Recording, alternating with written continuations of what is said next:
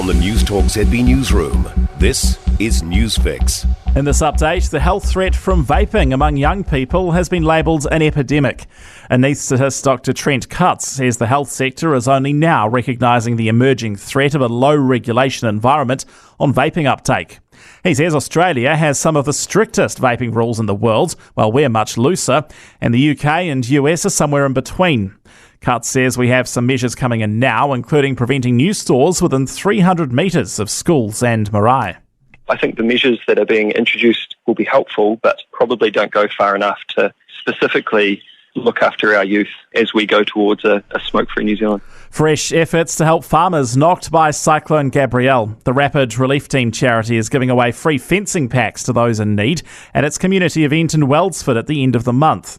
It's already helped more than 1,000 farmers this year by donating more than $1.4 million of fencing materials at previous events. Director Danny Blampede says the day also gives farmers an opportunity to connect. We'll have mental health services, banks, fertiliser firms, etc., and lots of other providers that the farmers can have a chat to. Farmers can register for their free pack via the Rapid Relief Team website.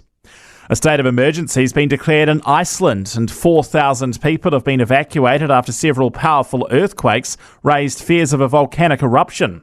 The country's meteorological office says there's considerable risk of an eruption in the southwest of the country due to the size of the underground magma intrusion and the rate at which it's moving. Recent eruptions in the area have mainly been in unpopulated parts, but it's believed the current outbreak poses an immediate risk to residents. And trumpets and flutes galore at the Royal New Zealand Air Force annual concert, which is being held today against the backdrop of Armistice Day. The 65-strong Air Force in concert is on at Wellington's Michael Fowler Centre this afternoon. RNZAF Director of Music David Gallagher says this year's show highlights local talent and will play songs from jazz to Fleetwood Mac hits. That's news. I'm Adam Cooper. In sport, the Black Caps can breathe easy. They're officially through to the Cricket World Cup semis. Pakistan has been beaten by 93 runs at the hands of England in their final match after they needed a net run rate miracle to topple New Zealand. Australia romped to an 8-wicket win over Bangladesh to tune up for their semi-final against South Africa.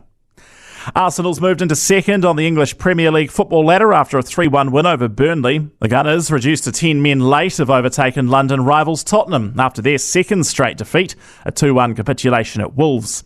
Everton came home late 3-2 against Crystal Palace, and Manchester United was too good for Luton 1-0. And Ryan Fox has carded a 2-under par 70 to be the best of the Kiwis at the latest European Golf Tour event in South Africa after 3 rounds. That's sport. For more news, listen to Newstalk ZB live on iHeartRadio.